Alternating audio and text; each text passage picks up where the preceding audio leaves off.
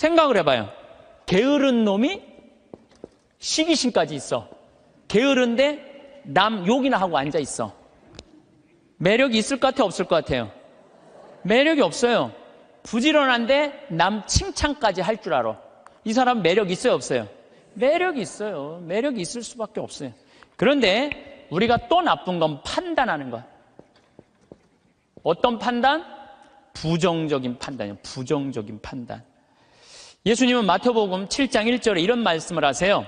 남을 심판하지 마라. 그래야 너희도 심판받지 않는다. 이야, 내가 남을 심판하면요 하느님도 나를 심판을 해요. 근데 나이가 남을 심판하지 않으면 하느님께서 나를 심판하지 않아요. 아주 쉬운 거잖아요. 근데 왜 우리가 남을 심판을 하냔 말이에요. 너는 어찌하여 형제의 눈 속에 있는 티는 보면서 내 눈 속에 있는 들보는 깨닫지 못하느냐. 저는 이게 평생의 내 숙제였어요. 남의 눈에 있는 티끌을 볼 것이냐, 내 눈에 있는 들보를 볼 것이냐. 참 예수님, 반갑습니다. 우선 기도 바치고 강의 시작하도록 하겠습니다. 성부와 성자와 성령의 이름으로.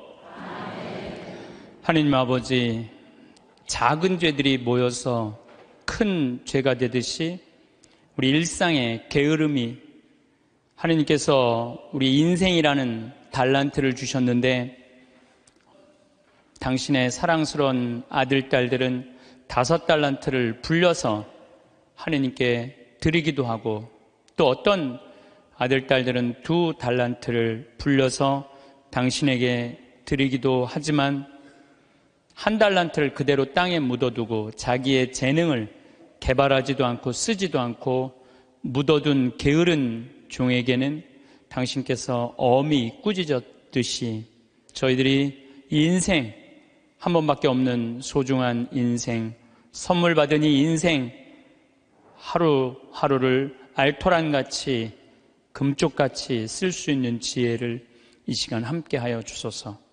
영광이 성부와 성자와 성령께, 성부와 성자와 성령의 이름으로 아멘. 참 예수님, 네, 우리가 게으름에 대한 얘기를 했어요. 그래서 사람은 부지런해야 돼요. 성실하고. 그럴 때 그 부지런함이 쌓여서 나중에 누리는 행복이 큰 행복이 됩니다. 그런데 게으른 데다가 시기심까지 있다. 그럼 이게 참 몹쓸 사람 중에 하나가 일은 안 하면서 남 잘 되는 꼴 못 보는 사람. 이런 사람들, 이게 참 문제가 많은 거예요. 여러분들 우리나라 속담에 이런 얘기가 있죠. 사촌이 땅을 사면 축하해줘야지 왜 배가 아파요. 저는 아예 이런 말이 대한민국에 없었으면 좋겠어요. 우리는 이런 말을 해줬으면 좋겠어요. 사촌이 땅을 사면 축하해줘야 된다. 이런 말이 있었으면 좋겠어요. 요즘 중국 사람들이 맨하탄을 다 사요. 맨하탄을. 얼마 전에도 7억 달러짜리 맨하탄 상징 건물 하나 샀다고 그러더라고요. 근데 맨하탄에 건물을 사는데 그렇게 대기업가도 사지만 뉴욕에 사는 중국 사람들 40명이 모여갖고요. 40명이 돈을 모아요. 돈을 모아갖고 건물 하나 사는 거예요. 건물을 사갖고 거기에 이제 새 들어 사는 우리나라 사람들, 무슨 베트남 사람들, 또 멕시코 사람들, 이런 사람들을 어떻게 내보내냐면 세를 전부 다 올려요. 그럼 세를 감당을 못하니까 다 나가잖아요. 그럼 중국 사람들한테 다 주는 거예요. 그래갖고 자기네들끼리 상권을 형성하는 거죠. 그래서 그걸 우리가 화교 그런 지역을 그러잖아요. 차이나타운이라고 그러잖아요. 차이나타운. 중국이요, 여러분들 해외에 나가 있는 중국 사람들이 3,500만 명이 나가 있대요. 그런데 이 사람들의 자본이 얼마냐면 2조 달러래. 2조 달러. 우리나라가 1년에 수출입 다 합쳐갖고 1조 달러예요. 자본이 2조 달러를 어떻게 하느냐면은 자기 본토에다가 다 투자하는 거야. 그러니까 나가 있는 중국 사람들이 본토에 투자하고 또 나가서 자기네들끼리 또 상권을 형성해갖고 돈을 모아갖고 건물을 사고 자기네들끼리 뭉쳐서 사는 거예요. 말레이시아의, 인도네시아의 재정은 70%, 말레이시아도 마찬가지고 중국 사람들이 모든 상권을 다 줘요. 근데 우리나라는 사촌이 땅을 사면 배가 아프다는 이 잘못된, 이런 나쁜 이 우리들의 속담이라고 그럴 수도 없고, 정말 이런 말은 없어야 돼요. 사촌이 땅을 사면 어떻게 해줘야 돼? 축하해줘야죠. 근데 우리는 남 잘 되는 꼴을 못 봐. 누가 좀 조금만 뜨면은 그 사람 그냥 깎아내리기가 바빠. 이래서는요, 이 세계 속에서요, 살아갈 수가 없어요. 개인으로도 불행하지만 국가적으로도 불행하다는 거예요. 중국 사람들보다 더 무서운 사람이 누구냐면 유대인이에요, 유대인. 유대인들은요, 얼마나 무시무시하냐면은, 폴란드에서 사는 유대인, 러시아에서 사는 유대인들이, 여기서는 도저히 못 살겠다, 미국으로 가야 되겠다. 미국에 딱 가면, 공항에 딱 내리면은요, 이민자 협회 회가 있어요. 그래갖고 그 사람을 아파트를 빌려주고 또 취직까지 다 시켜줘요. 그 사람이 일었을 때까지 잘해줘요. 근데 우리나라는 공항에 딱 어리삐리하고 도착하면은 이거 그냥 그 갖고 싸들어온 돈 다 등쳐먹기 바빠. 이게 너무 큰 차이가 나는 거예요. 그러니까 지금 미국의 주요 백화점은 누가 다 쥐고 있냐면 유대인이 다 쥐고 있어요. 유대인이 다 쥐고 있는데 유대인들은 자기 백화점의 입점을 누구 제일 먼저 받느냐면 유대인이 만드는 물건부터 제일 먼저 받아들여요. 그러니까 얘네들이 잘 살 수밖에 없죠. 그 유대인들이 그래갖고 돈을 모으잖아요. 그럼 자기 돈은 누구한테 맡기냐면 유대인 은행에 갖다 맡겨요. 유대인 은행에 갖다 맡겨요. 무슨 소송이 나오면 누구한테 맡겨? 유대인 변호사한테 맡겨요. 아프잖아요. 누구한테 가요? 유대인 의사한테 가요. 그러니까 이 유대인들은요, 어느 정도냐면은, 이 미국의 부의 한 50%를 유대인이 쥐고 있대요. 그 중에 미국 부자의 30%는 유대인이래요. 철저하게 민족끼리 돕는 거예요. 사촌이 땅을 사면 배가 아픈 게 아니라 사촌이 땅을 살 수 있도록 도와주는 거죠. 시기심이 없는 거죠, 시기심이. 우리 시기심이 너무 많아. 이 출애굽기 22장 24절에서 25절을 보면 너희가 나의 백성에게 너희 곁에 사는 가난한 이에게 돈을 꾸어 주었으면 그에게 채권자처럼 행세해서도 안 되고 이자를 물려서도 안 된다. 너희가 이웃의 겉옷을 담보로 잡았으면 해가 지기 전에 돌려주어야 한다. 이게 유대인들은요, 민족끼리는 서로 책임진다. 이게 철저해요. 근데 우리나라 사람들은 제가 외국에 나가보면요, 다 개인적으로는 잘 살아요. 근데 다 같이 모여갖고 건물 샀다는 얘기는 한 번도 들어본 적이 없어. 예. 우리가 이게 안 되는 거예요.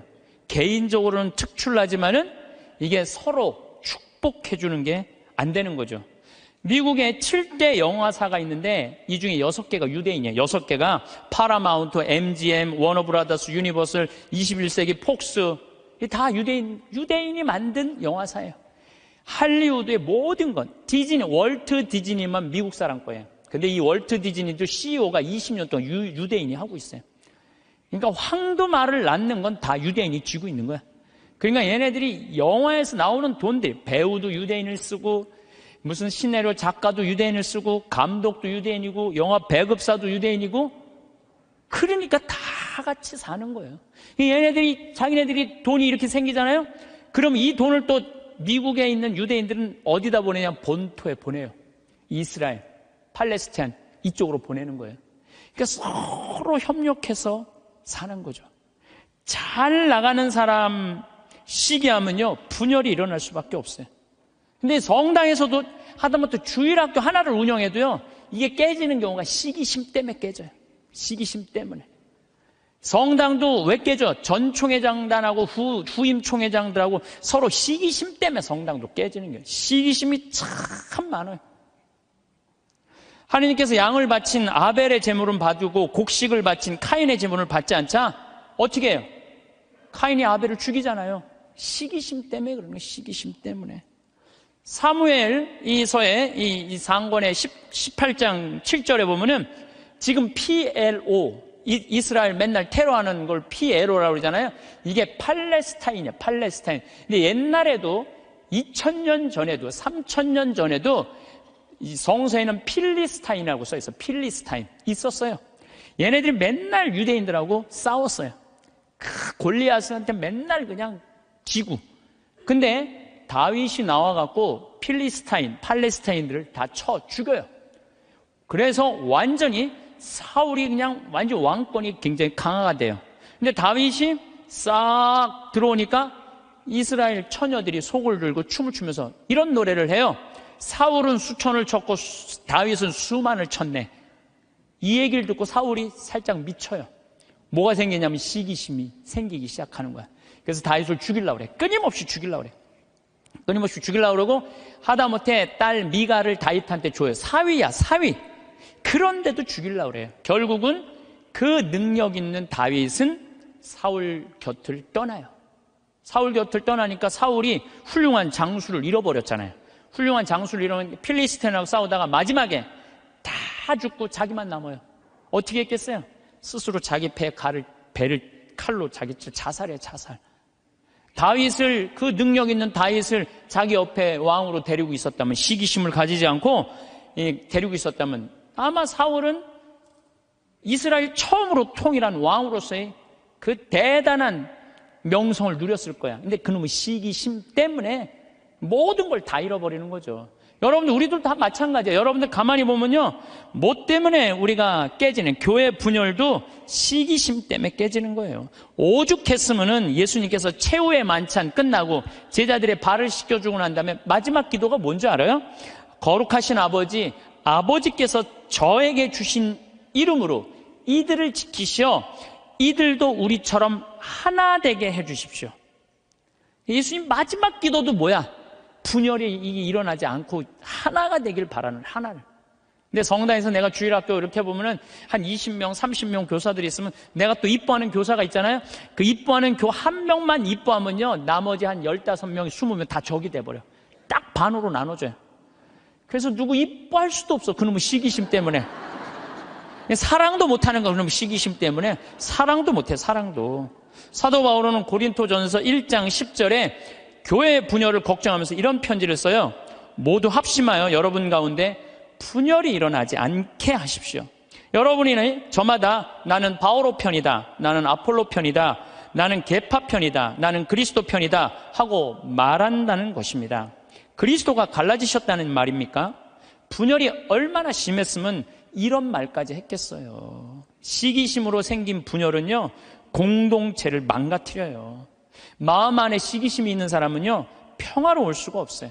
뭐 여러분들 잘 알겠지만 이 영화 아마데우스의 모차르트하고 살리에르라고 그랬잖아. 살리에르가 너무 모차르트를 시기해갖고 마지막에 모차르트 막 계속 힘들게 작곡 이때까지 해야 된다 그러면서 그냥 거기에 그냥 막 모차르트가 막 해갖고 모차르트도 빨리 죽지만 살리에르도 결국은 정신분열로 정신병원에서 생을 마감을 해요. 그러니까 남을 축하해주는 사람은요, 복을 받는데요, 남 안 되게 시기하는 사람은요, 그만큼 고통을 겪는 것. 친구가 성공하거나 사회에 승진하면 축하해주는 넓은 아량이 있어야 돼. 남 시기한다고 내가 행복한 게 아니에요. 남 부러워한다고 내가 행복한 게 아니에요. 나는요, 달리기를 정말로 못해요. 정말로 초등학교 뛰면 꼴등이야. 막 쭉 뛰어도 꼴등이야. 얼마나 이놈들이 빠른지. 난 정말로 달리기를 못했어요. 초등학교 때. 그리고 나는 참 그림을 못 그렸어요. 제가 이렇게 뭐 옛날엔 그림의 필요성을 별로 몰랐는데, 뭐 외국에 다니고 뭐 미술관에 다니다 보면 막 뭐 얘네들이 막 고흐 막 이런 애들이 그림 그리는 거 보면요, 내 마음 안에서 막 예술혼이 막 불타요. 그래갖고 막 집에 와갖고 막 도화지도 사고 크레용도 사갖고 집에 와서 막 그림을 그려요. 동창 신부들 오면 내가 보여줘요. 이 그림 어떠냐? 그러면은 동창 신부들이 이구동성을 하는 얘기가 조카가 그린 거냐, 조카가. 난 내가 그린 건데. 한 7살 정도 애가 내 그림을 보고 안 웃는 사람이 한 명도 없었어요. 명작이지, 보고 웃는 거 보면은. 그런데 수준은 조카가 그린 그림이냐. 난 그림을 참 못 그려요. 또 나는 수학을 참 못해요. 중학교를 안 다녀서 그런지, 전 중학교를 안 다니고 검정고시를 봤거든요. 그래서 수학을 못해요. 고등학교 올라가도 이해가 안 되더라고요. 지금 나는 그래서 지금 학교 다니면서 수업 시간에 자는 애들 다 느낌 아니까, 걔네들 느낌 아니까 이해가 돼요. 왜냐하면 이해가 돼야지 수업 도저히 알아듣지를 못하니까.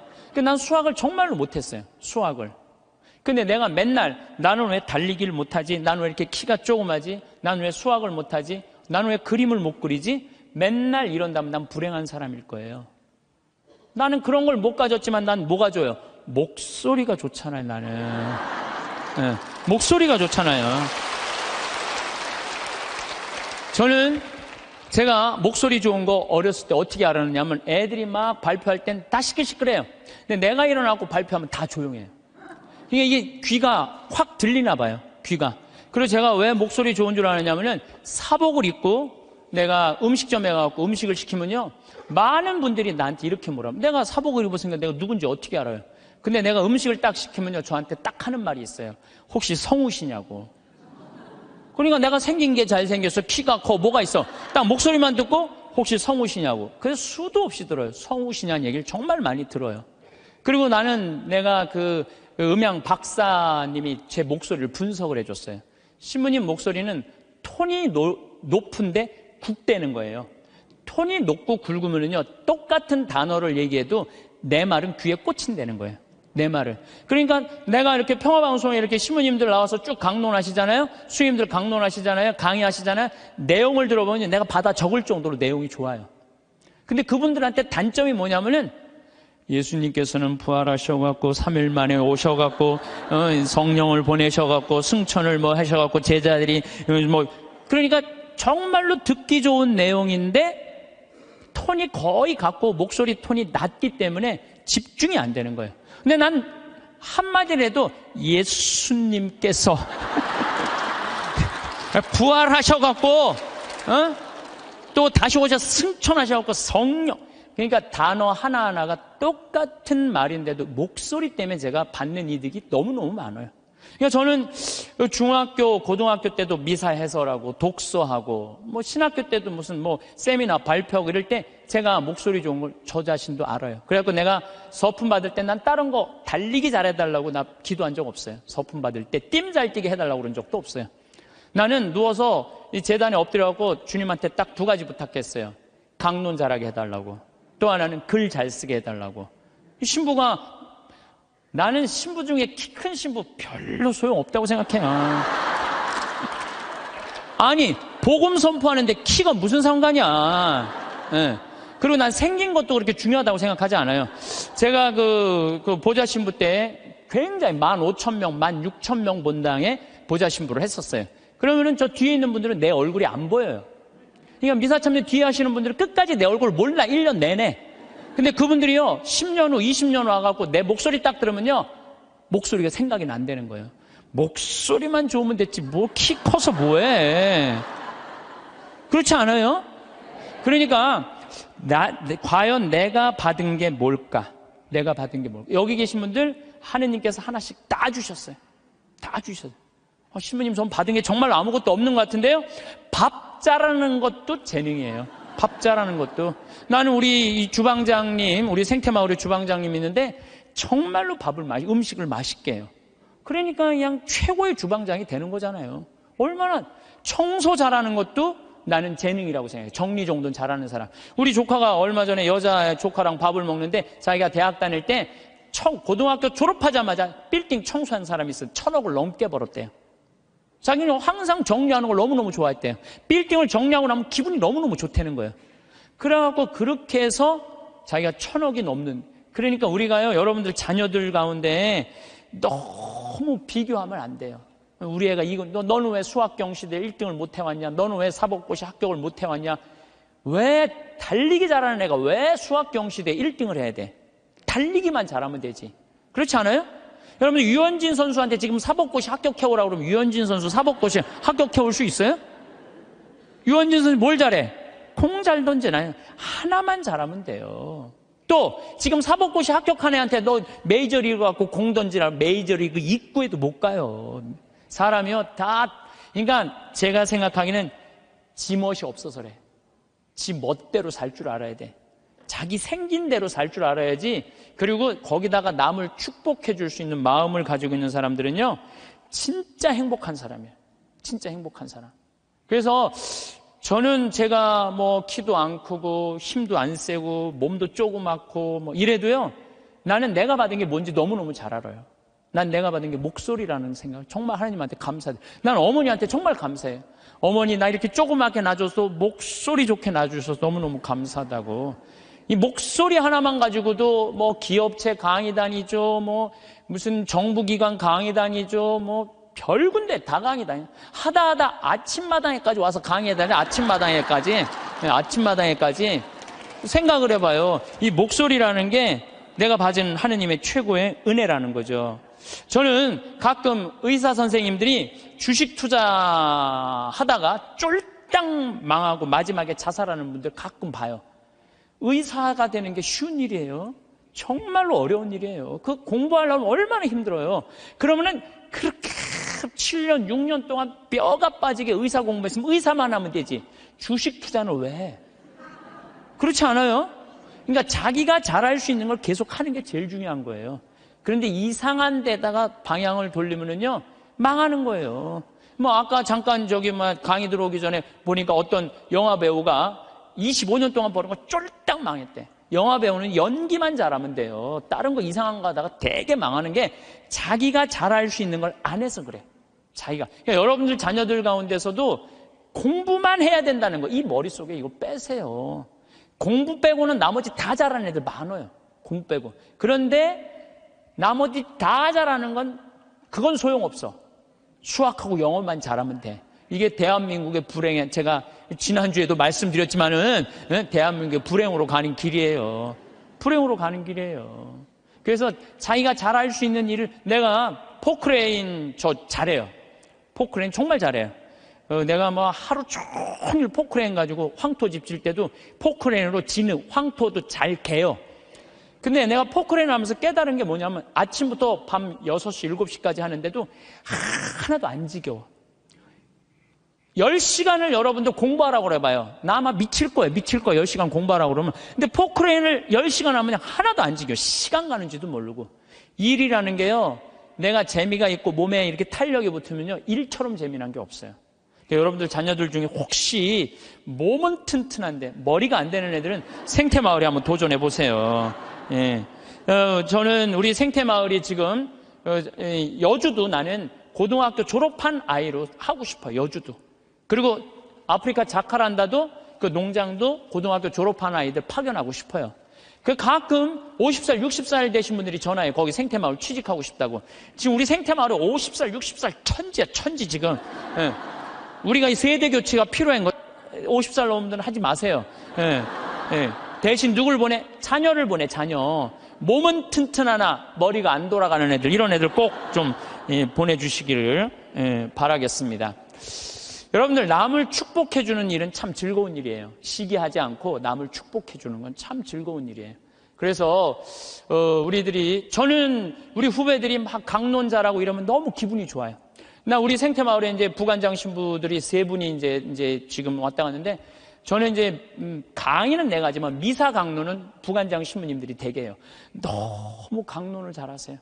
그러니까 사실 제가 강의하는 거에 많은 부분들은 부관장 신부들이 강론하는 걸 듣고 내가 그걸 갖고 여기서 하는 거예요. 그래서 내가 부관장 신부들한테 손을 꼭 잡고 너무 고마워.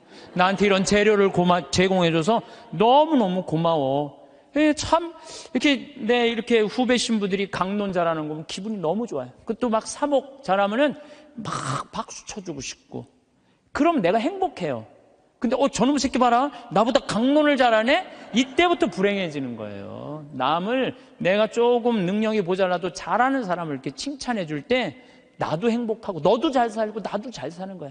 중국 애들이 지금 본토는 뭐 하느님 안 믿어갖고 엉망이지만 나가 있는 중국 사람들은 대단하거든. 유대인은 말할 것도 없고, 유대인들은 말할 것도 없고. 나는 우리나라가요, 사촌이 땅을 사면 축하해 준다.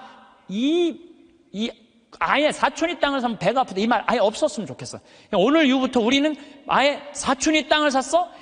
그래, 축하해주는 그런 문화가 난 이루어졌으면 참 좋을 것 같아요. 그런데 생각을 해봐요. 시기심이 게으른 놈이 시기심까지 있어.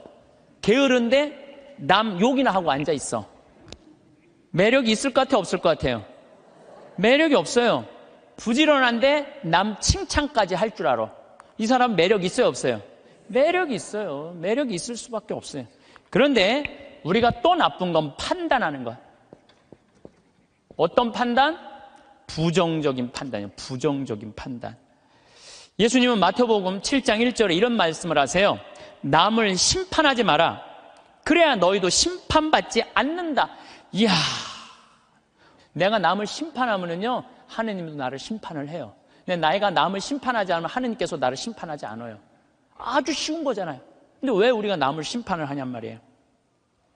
너는 어찌하여 형제의 눈 속에 있는 티는 보면서 내 눈 속에 있는 들보는 깨닫지 못하느냐. 저는 이게 평생의 내 숙제였어요. 남의 눈에 있는 티끌을 볼 것이냐, 내 눈에 있는 들보를 볼 것이냐.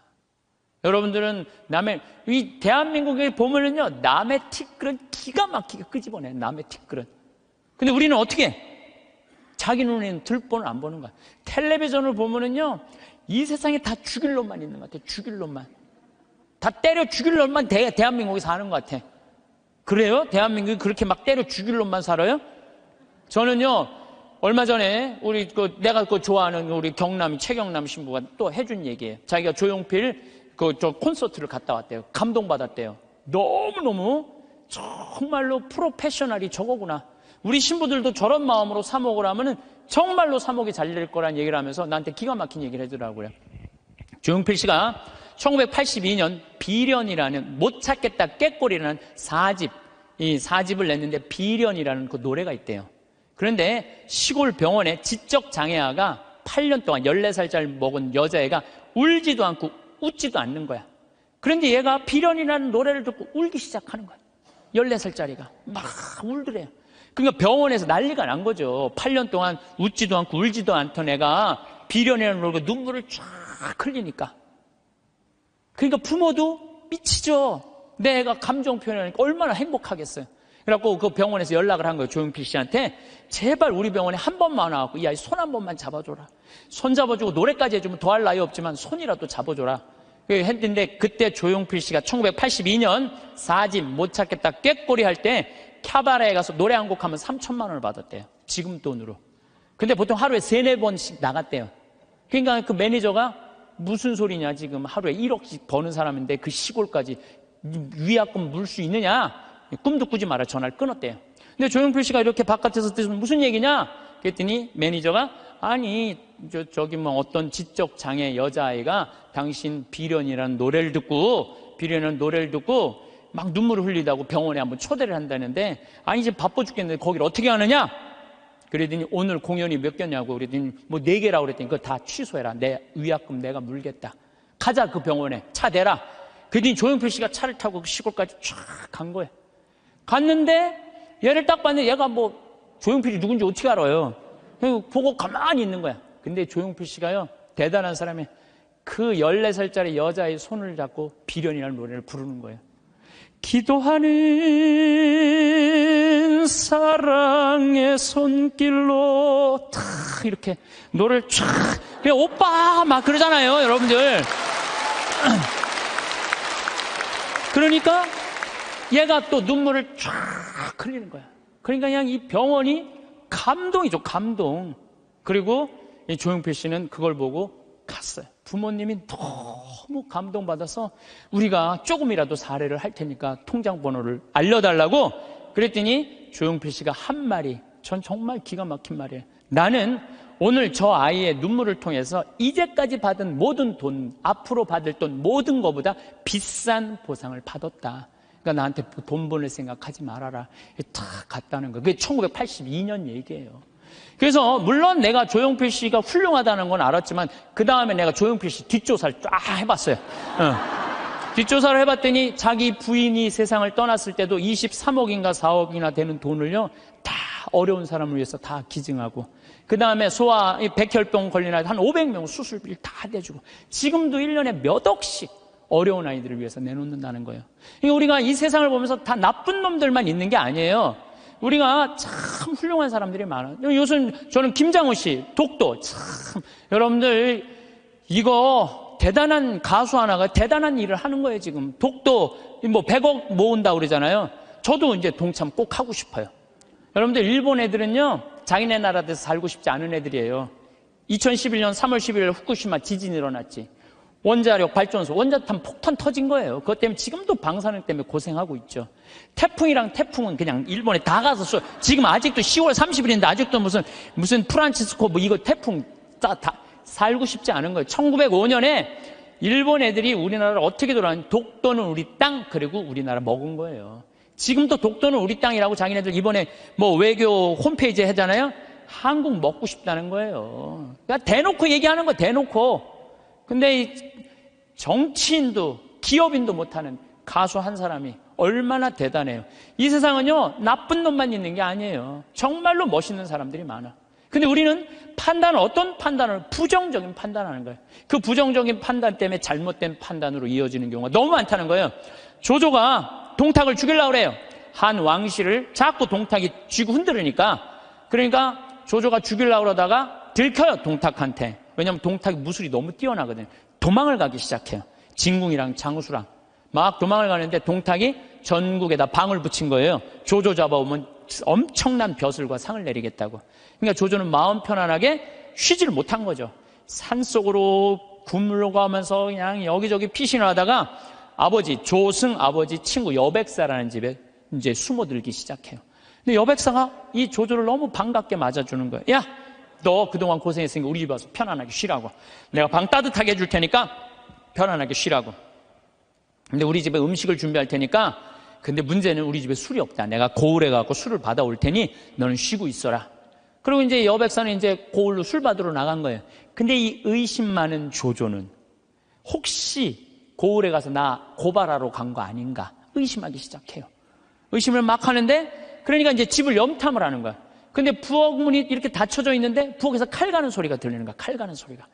근데 집안 식구들이 이런 말을 하는 거예요. 큰 놈부터 잡을까, 작은 놈부터 잡을까. 아니, 조조는 조그매고 진궁은 컸거든요. 이것들 봐라. 여백사는 나를 고발하러 가고 저것들은 나를 죽이려고 그러네. 그래갖고 문을 박차고 들어가고 여백사의 식구, 부인, 자식 9명을 다 죽여요. 칼로. 다 죽이고 혹시 어디 숨어 있는 거 없나 하고 뒷곁문을 딱 열었는데 뒷곁에 돼지가 큰 거하고 조금 거 두 마리가 묶여져 있는 거야. 그러니까 이 식구들은 큰 돼지를 먼저 잡을까, 작은 돼지를 먼저 잡을까 이렇게 말한 건데 조조는 어떻게 들은 거예요? 큰 놈을 먼저 잡을까, 자기를 잡는 줄 알고 죽인 거죠. 자기의 잘못된 판단 때문에 그렇다는 거예요. 여러분들, 우리가 정말 판단이 다 옳아요? 여러분들? 그래갖고 조조가 막 도망을 가요. 도망을 가는데 술을 받아서 기분 좋게 오는 조승을 길에서 여백사를 만나요. 그 자리에서 죽여요, 조조가. 왜? 한 번 잘못한 걸 덮기 위해서는 더 큰 거짓말을 하고 더 큰 잘못을 저지르는 거예요. 그래서 여기 계신 여러분들은 정말로 내 눈에 있는 뭘 봐야 돼? 들보를 볼 생각을 해요. 남의 눈에 있는 티끌 꺼낼 생각하지 말고. 나는 이 성서, 예수님이 참, 예수님 말씀마다 정말 묵상하면 정말 깜짝깜짝 놀랄 말씀 정말 많아요. 이게 소크라테스가 너 자신을 알라 그 얘기하고 똑같잖아요. 그렇죠? 그 다음에 이 공자의 제자 증자가 성인 1일 3성, 1일 성인지도 1일 3성, 오신 자기 일을 3번 반성하라고 그러잖아요. 그러니까 우리가요, 신앙인들은요, 남 잘못 캐내는 사람이 아니에요. 신앙인들은 누구 잘못 캐내는 사람이야? 내 잘못 캐내는 사람이야. 내 잘못을 캐내갖고 나를 똑바로 세우는 게 신앙이냐. 근데 자기 자신이 어떤지도 모르고 남만 특히 성당 다니면, 활동하면은 자기 모습은 안 보이고 누구만 보여? 남만 보이잖아. 누구는 어쩌고, 누구는 어쩌고, 레디오 단장은 어떻고, 꾸리아 단장은 어떻고, 저건 어떻고, 막 남욕만 디립다 하잖아요. 근데 남욕할 시간 있으면 누구 들여다봐? 자기 들여다. 부처님 제자 넷이서 장인들끼리 토론했어. 야, 인생 살아가면서 제일 괴로운 게 뭐냐? 그랬더니 한 제자가 사랑이다, 사랑. 얼마나 사랑 때문에 우리가 고통을 많이 겪어요. 우리가 이 세상을 살면서. 남녀 문제 수도 없는 갈등의 원인이잖아요. 그랬더니 옆에 있던 제자가 아니다. 사랑보다 더 고는 건 배고픔이다. 그렇죠. 배고픔의 고통. 이거 정말 힘든 거죠. 오죽하면은 대학 교수가 그 돈 몇 푼 받아보겠다고 교수 자리까지 올라가기가 얼마나 힘들어. 그런데 부정 입학, 몇백만 원 받아갖고 부정 입학하고 교수 자리 쩔러나가고, 이게 배고픔의 고통 때문에 배고픔.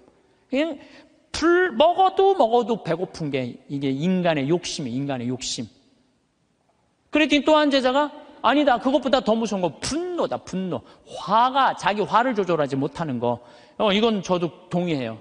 사실 저도 인생 살다 보면은 내가 쌓아온 게 한순간 무너지는 게 뭐냐면 분노 때문에 그래요. 분노. 그랬더니 또 한 제자가 아니다. 그거보다도 더 슬픈 건 죽음에 대한 공포다. 맞죠. 우리 인간이 뭐든지. 그랬더니 그게 다 됐더니 부처님이 하시는 말씀이 아니다. 그것보다 더 슬프고 고통스러운 거는 자기 자신이 누구인지 모른 채 살다가 죽는 거다. 내가 어디서 와갖고 어디로 가는지, 내가 뭘 하는지, 내가 어떻게 살면서 행복한지 아무것도 모르고 그냥 쫓는 게 뭔지도 모르고 그러고 살다가 죽는 게, 저는 부처님 말씀에 저도 동의해요. 예수님, 남의 눈에 있는 티끌 생각하지 말고 자기 눈에 있는 들뽑을 생각을 해라고.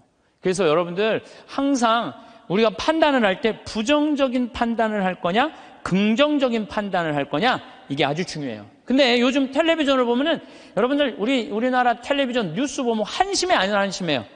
한심하죠?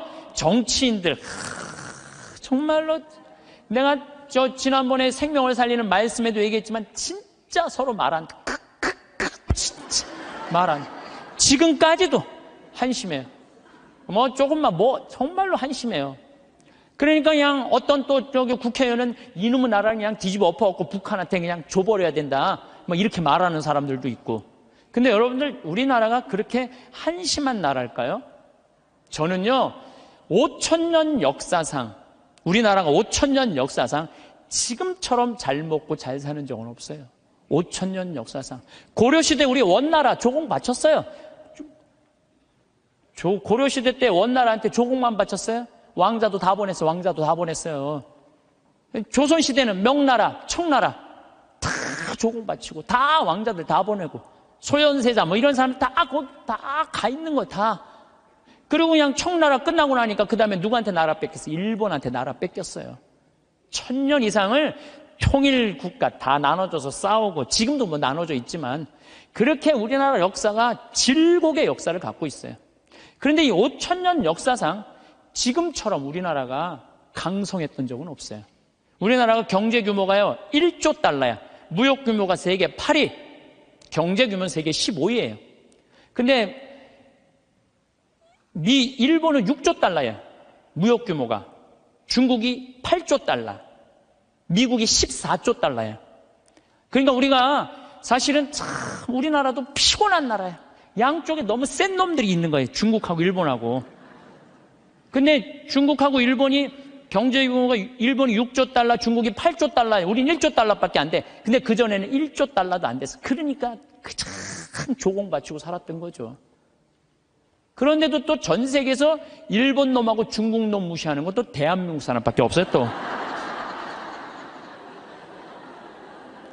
근데 제 생각엔 그래요. 제 생각에는 그래도 5,000년 역사를 보면 지금처럼 우리가 잘 살고 잘 먹고 잘 사는 적이 없어요. 여러분들, 우리나라 차 잘 만들어요. 차 잘 만들어요.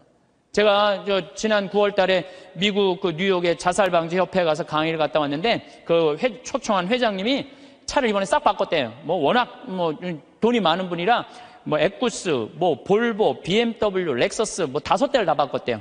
근데 그 중에 제일 마음에 드는 게 에쿠스래요. 나한테 정말 그런 말을 하면서 한국이 차 브랜드가 떨어져서 그렇지 한국 차 잘 만든다고. 그것도 40년 만에. 남들은 100년, 120년 됐는데 40년 만에 이렇게 쫓아온 것에 대해서 자기는 에쿠스를 타고 다니면서 너무너무 자랑스럽다는 거예요. 그런데 대한민국 차를 누가 제일 무시하느냐? 대한민국 놈들이 제일 무시해요. 이게 부정적인 시각으로 바라보는 거, 부정적. 텔레비전 잘 만들고 그렇잖아요. 또 휴대폰 잘 만들고, 제가 이 휴대폰도 아이폰 막 나오고 난리 칠 때 제가 그랬어요. 앞으로 내가 우리나라 휴대폰을 봐서는 전 세계 시장 1위를 할 거다. 제가 4, 5년 전에 내가 방송 때도 얘기했어요. 지금 1위 하잖아요. 정말로 잘 만들어요. 에어컨 잘 만들고 냉장고 잘 만들고. 그러면은 좀 긍정적으로 봐야 될 거 아니야, 긍정적으로. 근데 온 세상에 떠도는 얘기는 곧 망할 것 같은 얘기를 아니, 오죽하면 요즘 달러 떨어져갖고 지금 주식을 40일인가 50일째 우리나라 주식만 산대잖아요. 우리나라만 우리를 무시하는 거예요. 이러면 안 된다는 거예요, 여러분들. 제가 개인적인 판단도 문제가 있지만은 국가 전체의 분위기도 부정적인 생각. 누가 잘 되길 바라? 나라가 잘 되길. 그러니까 여러분들은 우리나라가 긍정적인 마음으로 정말 나라가 융성할 수 있는 그런 마음으로 나라가 잘 되길 바라야 되는데, 우리는 입만 열면 조금 있으면 망해야 된다고, 조금 있으면 망해야 된다고 이렇게 말하면은요, 그래서 그게 개인적으로나 국가적이나 사회적이나 부정적인 눈으로 세상을 보면 안 돼요. 우리 생태마을에 주창덕 씨라고 북에서 넘어온 탈북자가 한 명이 일을 하고 있어요. 근데 이분이 진짜 그 함경북도에서 살다가 지금 55인가 이쯤 나이가 됐는데, 북의 얘기를 들어주면요, 우리 직원들은요 다 뒤로 넘어가는 일이 너무너무 많아요. 이 사람들은요 쌀 구경한 적 없대요. 밀가루도 구경한 적 없대요. 제가 제일 놀라운 건 뭐냐면은, 북한 사람들 밀가루 먹고 사는 줄 알았더니 밀가루는 1년에 2번 나온대요. 2번. 그리고 강냉이 죽만 먹고 산대요. 그럼 밀가루를 가지고 수제비를 만들어 먹으면 그게 얼마나 고소한지 모른대요. 그럼 뭐 농약을 쳐야지 뭐 맛이 이상할 거 아니야. 농약 칠 돈이 있어야지 농약을 칠 거 아니에요. 농약, 그러니까 안진뱅이 아마 밀보리로 아마 하는 것 같아요. 그래서 수제비 먹으면 그렇게 맛있다는 거예요. 근데 그 1년에 딱 2번 먹는다는 거. 나머지는 전부 강냉이 죽을 먹는데, 나머지는 전부. 그런데 우리 이제 생태마을에서 이제 가지튀김을 하면은, 우리는 가지튀김하면 밀가루 살짝 묻혀갖고 튀기잖아요. 그래갖고 그걸 나가면요, 그 가지를 들고 주방에 들어가요. 그 탈북자가. 그 주방장한테 따져요. 밀가루 요것밖에 왜 안 묻히느냐고. 내가 밀가루 먹고 싶어서 북에서 넘어왔는데 왜 밀가루를 요거 조금밖에 안 묻히느냐고. 슬픈 얘기예요. 슬픈 얘기예요. 북한은요 수도 없이 굶어주고, 내가 지금 북한 이야기라는 책을 읽고 있는데 거기서 하는 얘기가 그거예요. 95년, 96년, 97년에 죽을 때 북한 사람 그때 제일 많이 굶어 죽었거든요. 그나마 농장에서 일하는 사람 먹고 살았대요. 탄광에서 일하는 사람 다 죽었대요. 근데 굶어 죽으면요 다 새카매갖고 죽는데, 못 먹을 때. 근데 자기가 식당에서 일을 하는데 탄광촌에 배정을 받아서 하는데 한 10명이 새카매갖고 다 쭈그리고 앉아있더래요. 저 사람들은 왜 일도 안 하고 쭈그리고 앉아있는지, 왜 이렇게 다 새카마냐 그러니까 다 굶어 죽어 있는 거라고. 지금 10몇 명이 그대로 앉아서 그 자리에서. 참, 북한 얼마 전에 뭐 6명 넘어갔던 분들 다시 한국으로 보냈잖아요. 그분들 내가 쭉 읽어봤어요. 북한 가면 어떻게 대우할 줄 알고. 아파도 병원 한번 가본 적도 없고 그냥 고통이란 고통을 다 겪고 그리고 온 거예요.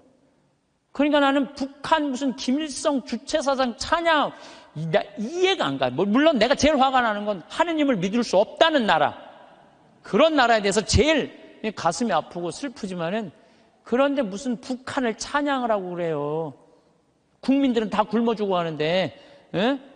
그냥 여기 뭐 대통령이라는 그 수령, 우리 또 얼마나 웃기냐면, 우리 직원들은 김정은이가 말이야 백성들 굶어 죽이고 그러면요 그 사람이 딱 일어나고, 김정은이가 뭡니까? 위대하신 수령아바이 김정은이죠.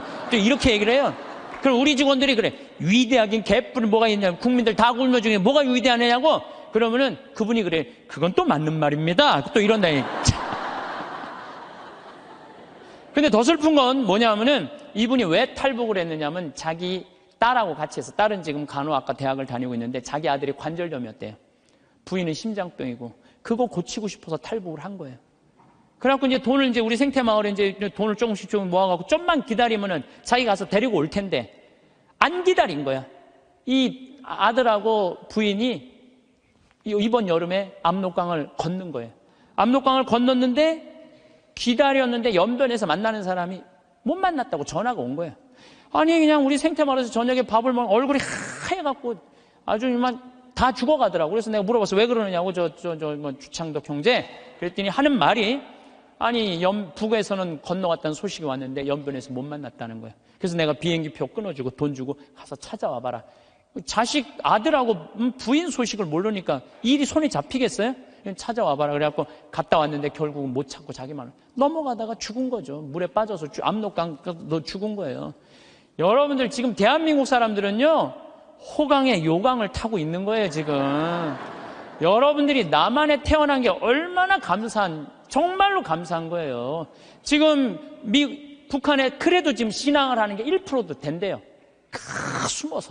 숨어서 신앙생활하는 비율이 1%가 된다는 거. 우리 천주교하고 개신교하고 있다는 거예요. 지금도 그들이 정말로 마음 편안하게 하나님께 찬양 드리고 영광 드릴 수 있는 거, 통일이 돼야 돼요. 뭐 여러 가지 이유로도 통일이 돼야 되지만은 그 안에 이 정말로 신앙의 빛을 전해줄 수 있는 통일이 돼야 되는 거예요.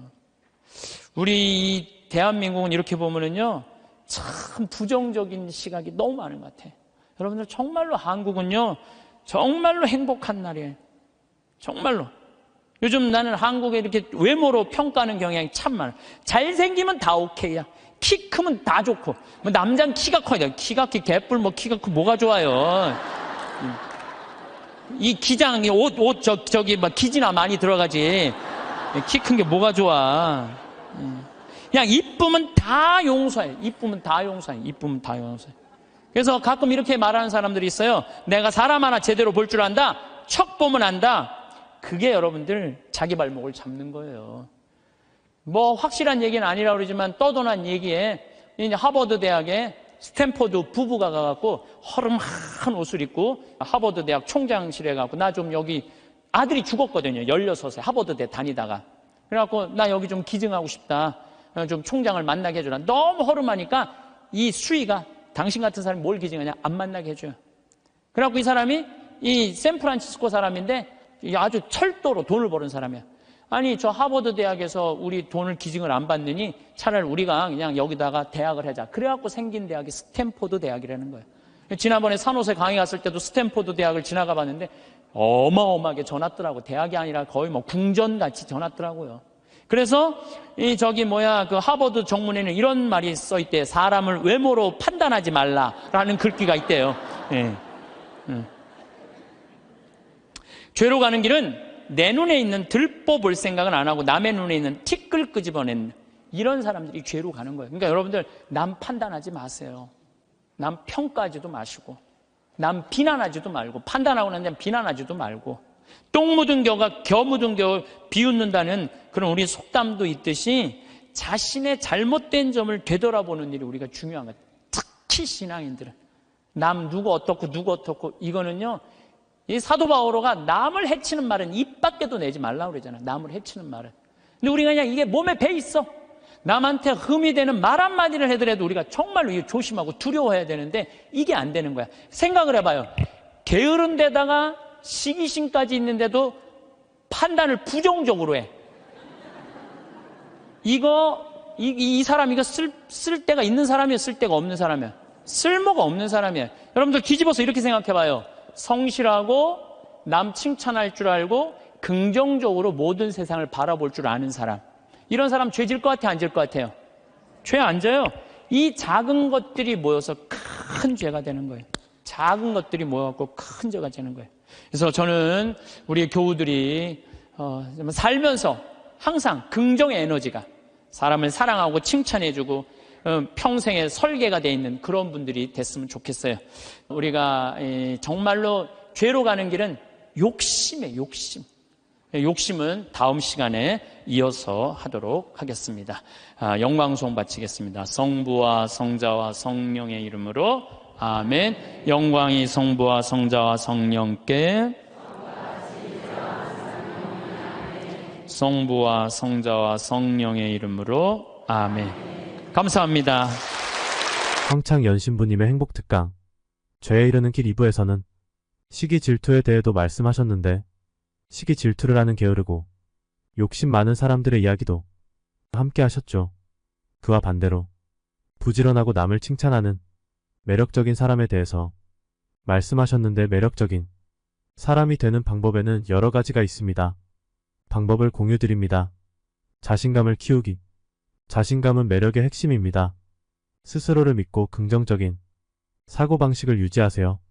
긍정적인 태도 유지하기. 긍정적인 사람들은 다른 사람들에게 좋은 에너지를 전파합니다. 웃고 감사하는 마음을 가지세요. 청결과 외모 관리.